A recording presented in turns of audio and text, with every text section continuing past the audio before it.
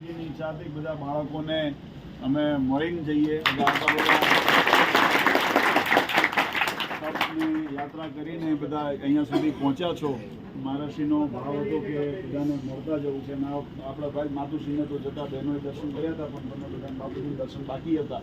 એટલે અધ્યક્ષને કહીએ ને થોડું આપણે અહીંયા કે મધ્યાહનનું એટલે આજે બાપુજી પછી અમે નિર્ણય કર્યો ને સ્વામીને ફોન કર્યો કે અમે હવે આવીએ જ છીએ. એટલે બધાને બાપુજીને 2 મિનિટ આપણને બધાને આશીર્વાદ આપી દે અને બધાને જય સ્વામિનારાયણ મહારાજની જય. વડતાલ મળ્યા, યાત્રાનો પ્રારંભ કર્યો. ભગવાનના દર્શને જવું હોય અને એક ડગલું ભગવાનનું સ્મરણ કરીને ચાલ્યું તો એક અશ્વમેઘ યજ્ઞનું ફળ મળે છે.